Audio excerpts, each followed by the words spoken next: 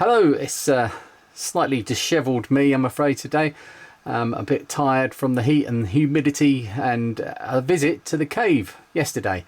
Of course, Neil RMC's cave and Alex's retro... not.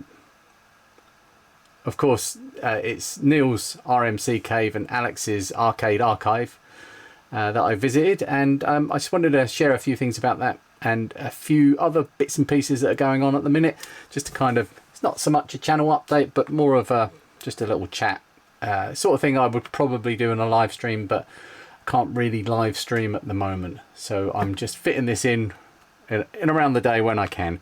So let's get started.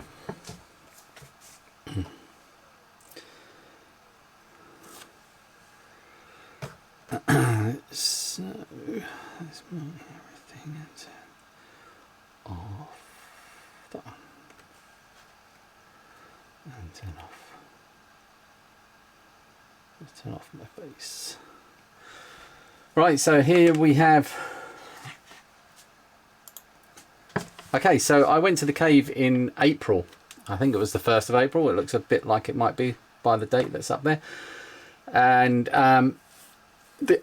to a patron day, and had a fantastic day. It was just amazing. The guest speaker of that day was Mark. I stayed in the Bear of Rodborough, so if you're going to stay in the area, I highly recommend this place. It's a little bit pricey in season because it's a very touristy area. It's an area of outstanding natural beauty. The Cotswolds, it really is stunning, and it's a lovely hotel. There's me in my hotel room, and I had just the best time there. So yeah, the visit that I had to the cave was I started on the patron day was on the Saturday, but I went up on the Friday and stayed over the night before, and we had a board games night the night before in the cave. I kept getting told off by Neil for looking at the exhibits. Obviously we have a Reese and Reese's and a Mrs. Reese, I'm not going to name her, and lots of other people. There's Costado there, look, and yeah, oh, there's Richard from Heber. We had a very pleasant evening and a few beers afterwards. Yes, Reese finally got his silver play button, and he looks a bit unstable.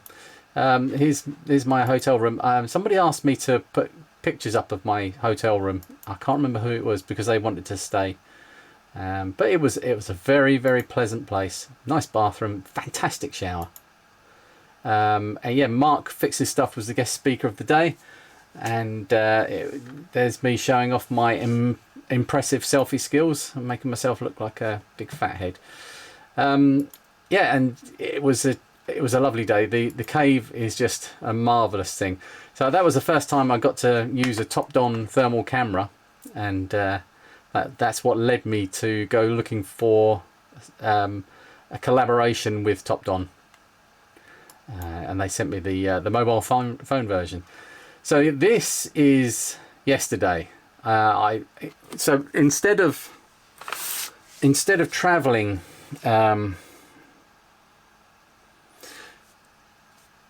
Where's my face? Oh yeah, my face is there. Yeah.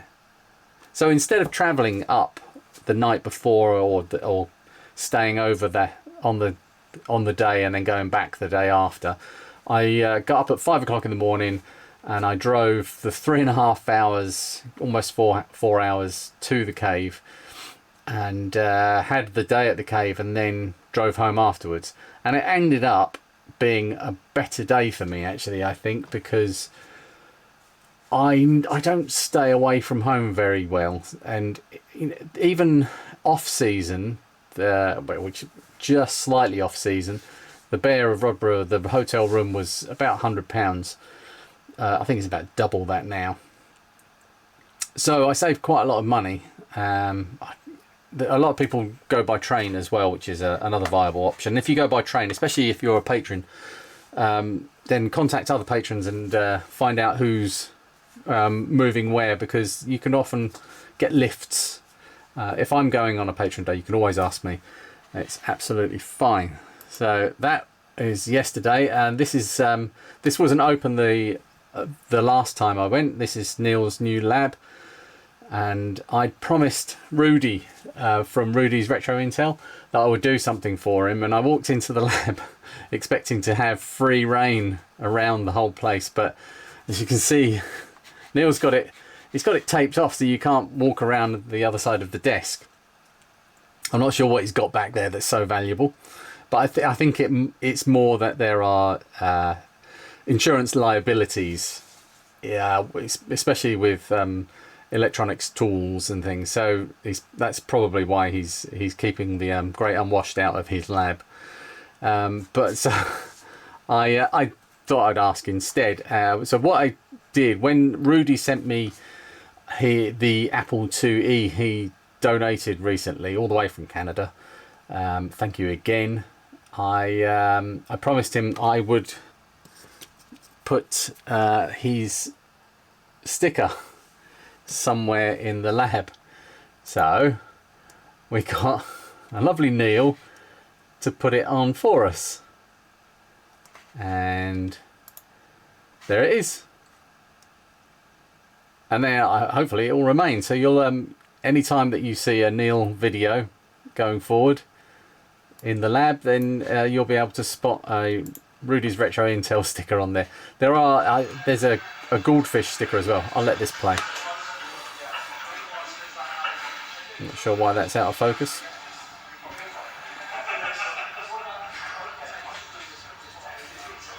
Okay, we'll go back to the start. Why is that?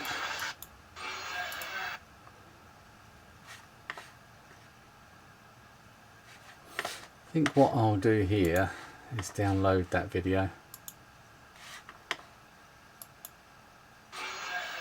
That's not how you download it.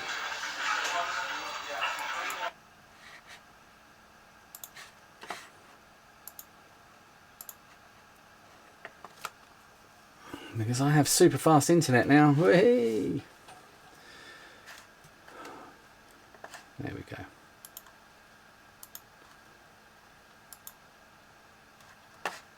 Right, let's have a look at this in full non-blurry vision. Oh, that's not going to show that, is it? It's not in a browser window. Right, let's do that again. Just stop. No, let's just do it on the fly. Add window, video player.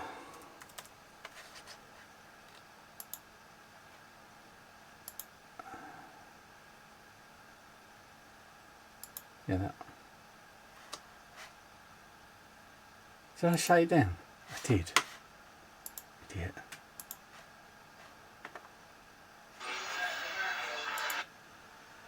Come on.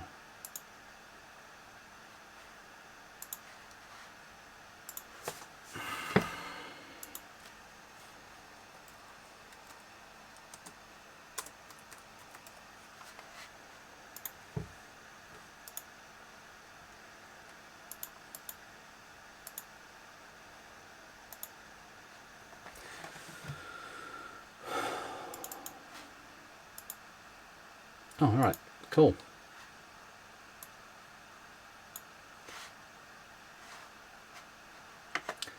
Right, let's play that from the beginning so that you get the whole thing.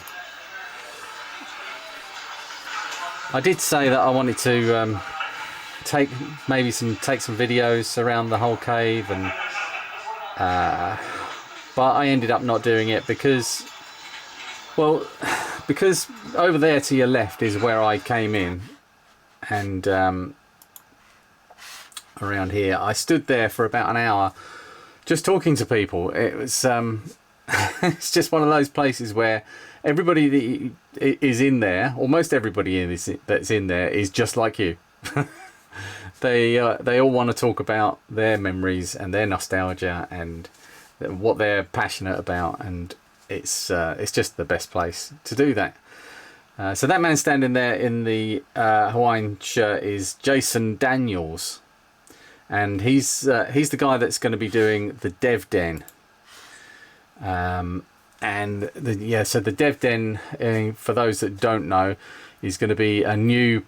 He's going to be a living exhibit, and he will be setting up his 1980s development machines, software development machines, and I think it's a PDS system that he has two of that they're at, something that were used for developing games back in the day, and something that is quite rare now, and he is someone who knows how to use them, so he'll have that all set up with all period correct hardware and software, no modern Gotex or USB sticks or SD cards helping him out, everything on magnetic media, and good luck to him.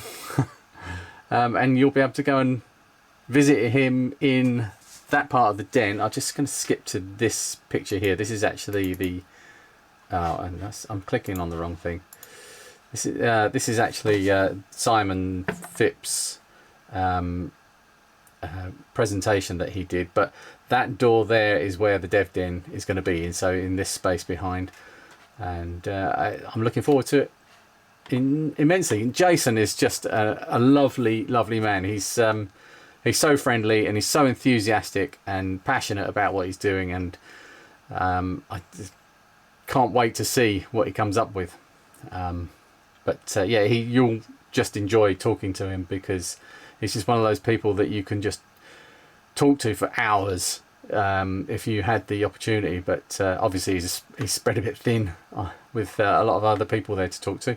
So both times I've been, I've just yammered on with him. So yeah, that was that's Jason in the Dev Den, and so the guest speaker of the day is Simon Phipps, who I can show you this. Oh, actually, look, this is Jason Daniels at the _dev_den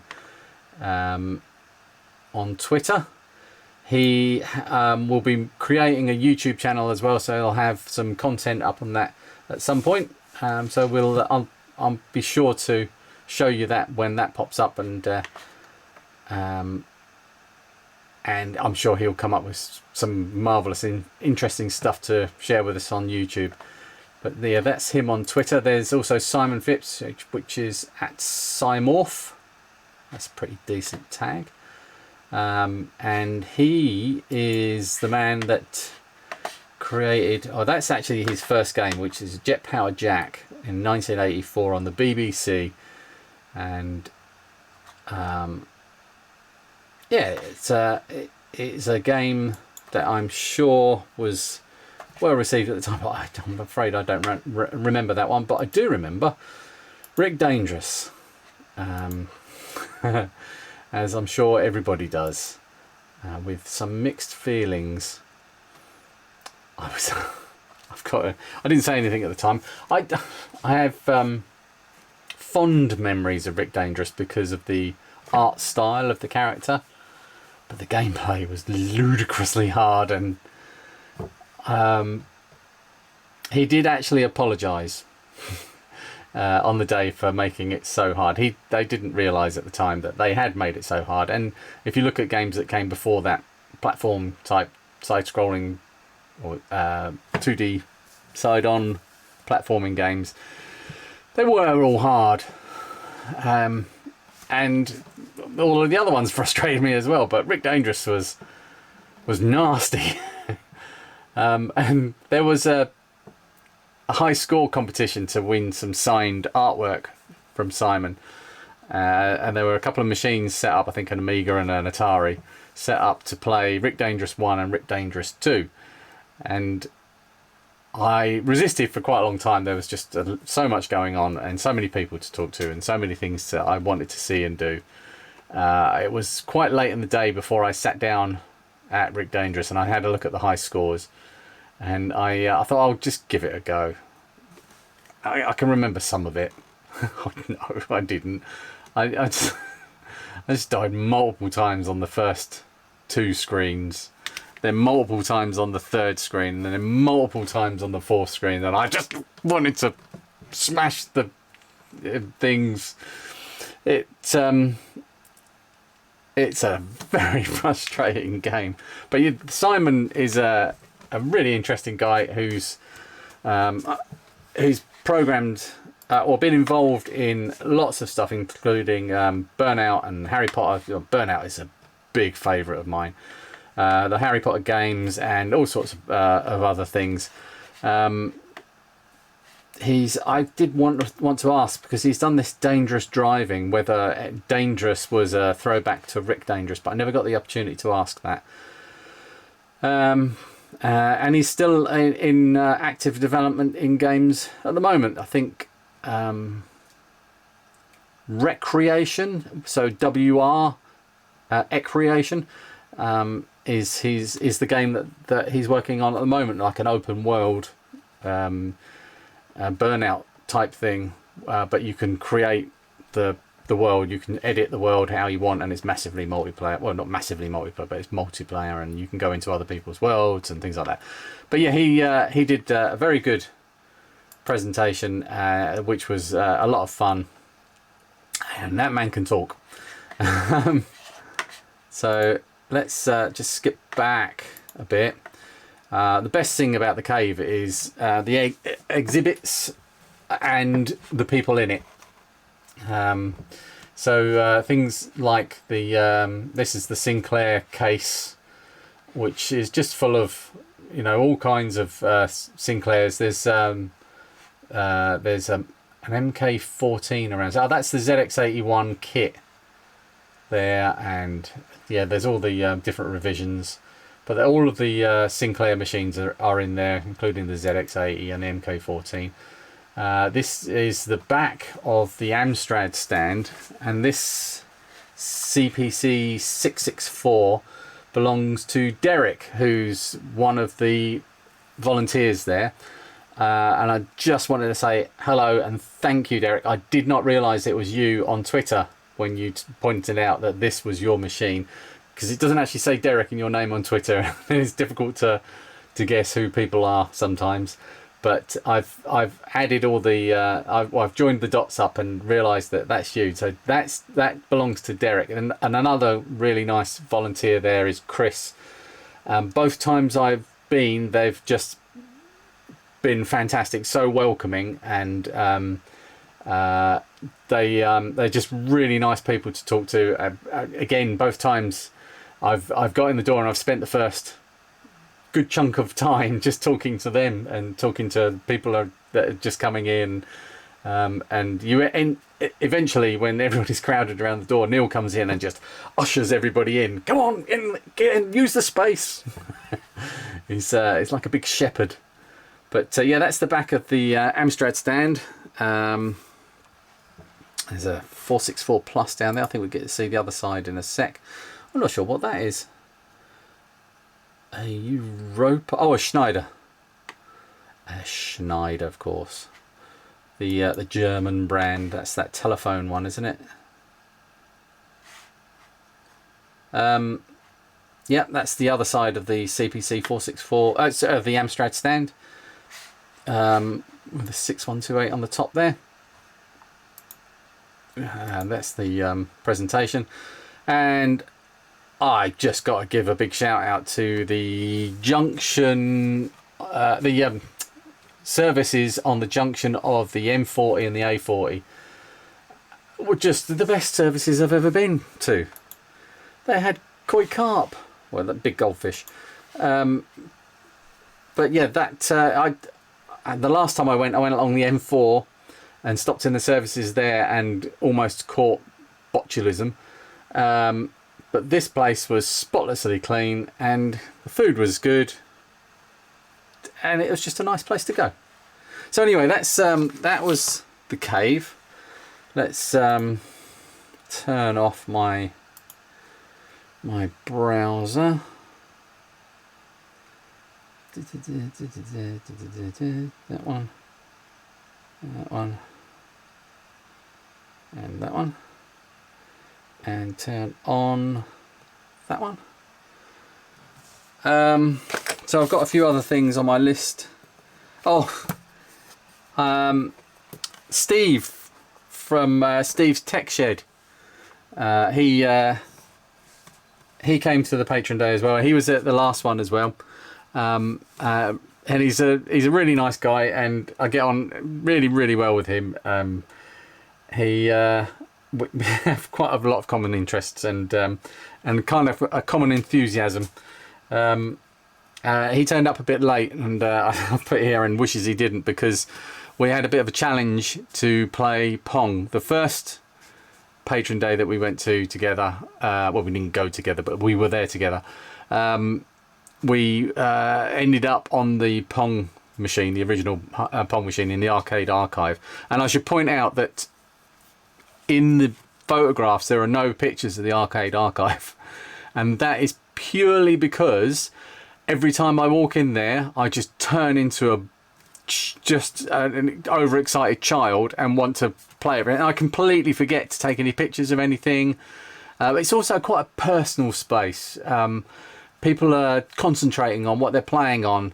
I saw other people walking around with cameras, and I felt a little awkward in there because there's not much room between the two rows on each side. There are machines all around the outside, and then there's a kind of double row back to back of machines down the middle, and there's not a lot of space in between them. If you've got somebody standing playing one machine on one side and a machine on the other side, you can't walk past them without actually getting them to squish up against the machines. It's a little bit on the tight side. Ideally it would need to be another 6 foot wide, I would say, in that dimension, but it is what it is. They can't change the shape of the mill. I'm sure that's the only room that they've got available, although I did have a peek inside their outhouse, the big the big garage area outside, and that's quite nice. That would be a good space. But yeah, the arcade archive just turns me into a blubbering mess. So there are no photographs of that. But yeah, we ended up playing Pong the first time, and Steve was beating me handily at that. And then Neil walked in and distracted him. Neil walked in and said something, and Steve turned around to answer him, and I completely taken advantage and won the game. So I challenged him to a rematch when we met up this time, and we went down, and the problem with such old hardware is it's a little bit glitchy. And the ball goes off through the top corner of the screen. I don't know if it happens on every game, but both games that we've played, it happened the first time we played it, but we managed to get it back in play somehow. But this time it started, we swapped sides as well, so that it was fair. This time I started off on the left hand side, and the serve was coming my way, and I just could not put the bat on the ball. The ball was just going into the top corner, and if you rotate the controller up, the bat disappears. So it was a bit disappointing for me to start with, but then I just kept fiddling with it, and I managed to bounce it back, and it went into exactly the same space on Steve's side, and he just gave up. So but while I was waiting for Steve in the arcade archive, I went and played Mooncrester, which is not one of my favourite games out of the, of those Galaxian type games, like Galaga and Gorf and Galaxian. I don't like Mooncrester quite so much. It has an interesting mechanic in the 3 stages of the ship, but I just feel that for a casual player coming to it, if you lose a stage early, you're basically done. The second stage isn't too bad because it has a shot that's too wide, so it's easier to shoot things.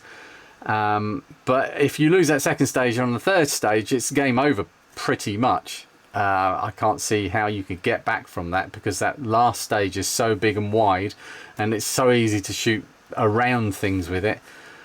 But I had the game of my life. I mean, I've played it a lot over the years, especially back in the day. It was a very popular game because that was quite an innovative game mechanic. I'd never, we hadn't ever seen anything like that you could dock your ship. Especially the docking was something that was spectacularly impressive and interesting to casual players. But yeah, like I say, I played it a lot. I've never really got very good at it, and I usually get quite frustrated with it. It's like I say, as soon as you lose a stage, you feel like you can't get it back. There's no way back. This time I had the game of my life, and I looped the game like 3 times. I don't think I've ever got through one round of levels before. But yeah, to get through 3 was just a brilliant feeling, and I partially put it down to playing on a real arcade machine. That certainly helped. It's really interesting to feel the difference. So Mooncrester was great fun.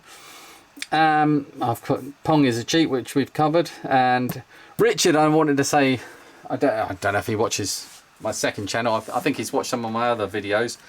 But Richard was very kind to hand out some flight cases that are no longer required, and so I picked up a few of those. These are very nice, with complete with keys. So I'm going to be I've got some plans actually what to do with these. I've got 3, and I'm going to keep one for myself, one for my cameras. I'm not sure which one, but I've got 2 charity projects on the go. One is an Amiga, and one's a ZX Spectrum, the Lee Smith Mectrum. And I'm thinking it would be really nice to have. I'm not sure that the Amiga. Well, I'll show you the big one. This is huge. I think it's big enough that way, but I'm not sure if I can get everything in, like the power supply and everything in there. How amazing that would be if I could get the closed cell phone inserts and cut them out to the shape of the computers that are going to go in there. That would just make them a little bit more special. So yeah, there'll be 2 of those going to charity, and I'll be keeping one to myself for my cameras and things, and recording equipment if I'm ever on the go. But it's just handy to have something to keep them in. That, the workshop is that kind of environment that I want to put things away in a safe place sometimes that are delicate. So that's that. I've mentioned Chris and Derek and Rudy's sticker. I've got a request if anybody out there is able to help me with this. This is oh, let's come down. Is that the right way up? Nope. This is an RGB to HDMI board, and I've got the CPLDs somewhere around here to solder on there, and I can get the passives and everything, the parts and everything, and building these, not a problem.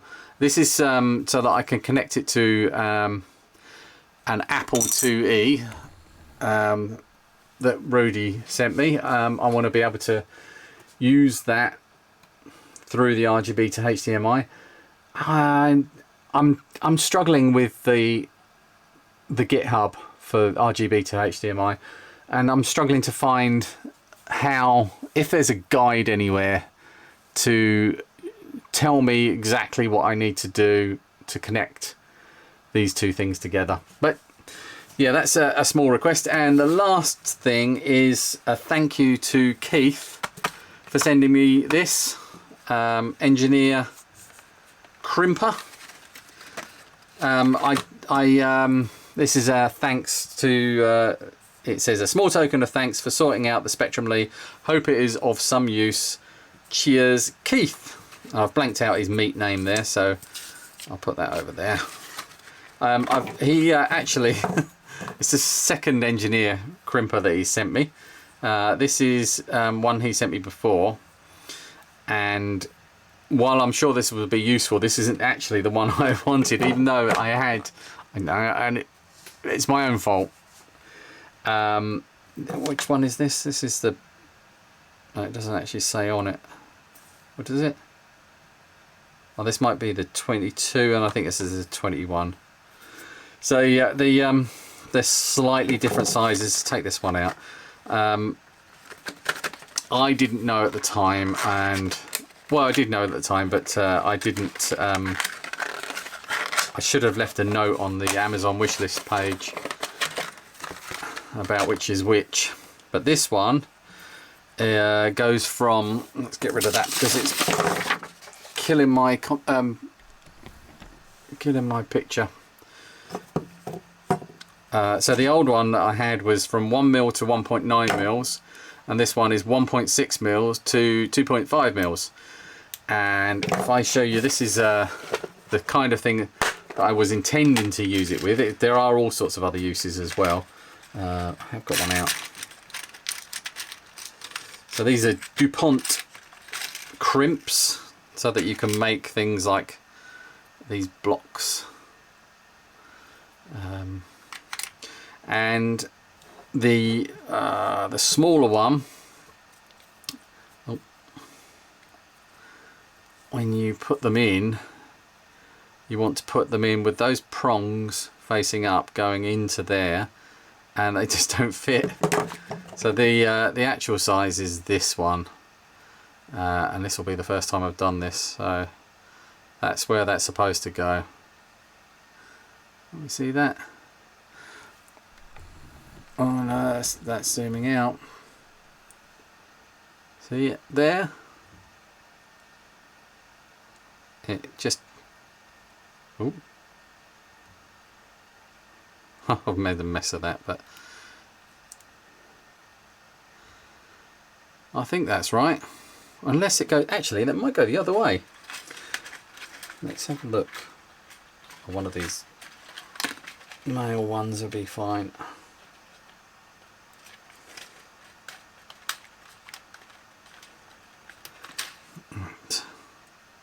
Maybe. No, that doesn't go that way.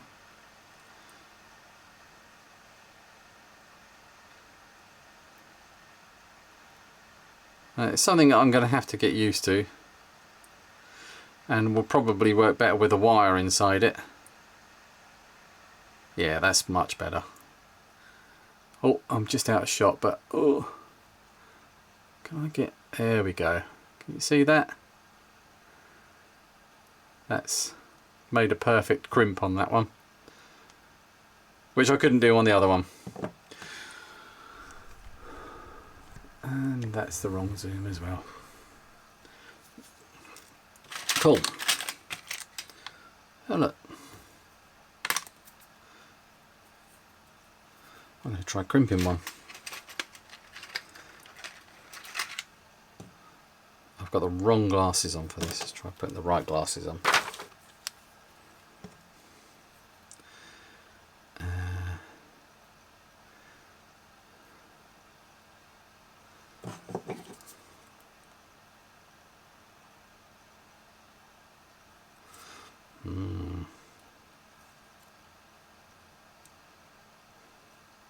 It's fiddly.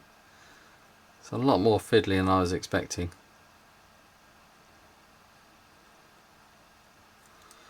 So that's got the first bit, which is the cable strain relief. I wonder what the second bit does. It might be that one. Yep. Perfect. That's absolutely perfect. Let's make that into a little jumper.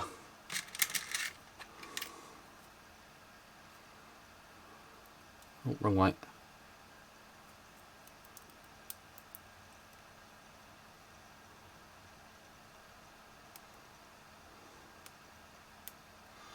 doesn't want to go in there. I might have crushed it too much. Oh no, that's gone in. That has gone in. Yeah. Which end will give out first if I pull it really hard? Neither. They don't want to let go. That's really good. Okay, right. Let's throw those away.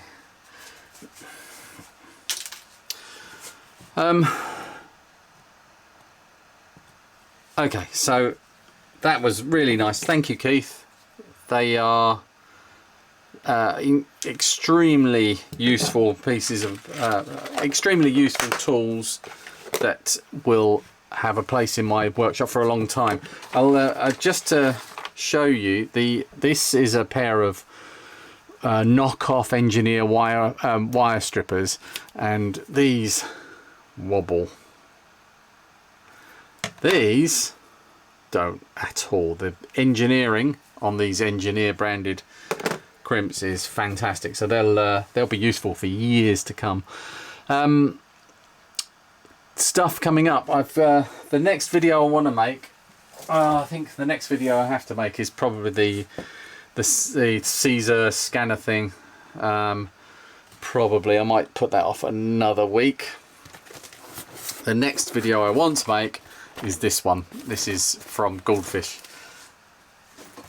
I was tempted to do it as a live stream, but there's not a huge amount of content coming out at the moment, so that's kind of a nice video to make, that one. I should enjoy doing that one, and it shouldn't take too long to do. Fingers crossed. So thank you very much for watching. I hope you didn't mind me rambling on a little bit, and I will see you next time. Not sure when I'll be live streaming again, because even now it's 20 to 9 at night, and I've had to shut the door so that I don't disturb the neighbours with my ranting and raving.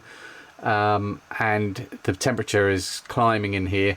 I've also it's a bit of an unpleasant place to be at the moment, because there's a nest in the front under the eaves that's failed, and I think the chicks have died in it, and it smells bad. So I've had to keep the doors open all day with fans blowing in and out, just trying to circulate the air around, and it's not been nice in this heat. But yeah, thank you for watching. I hope you all stay well and safe, and are enjoying the summer if you're in a summer zone. You Aussies, I hope you're enjoying the cricket, because I am.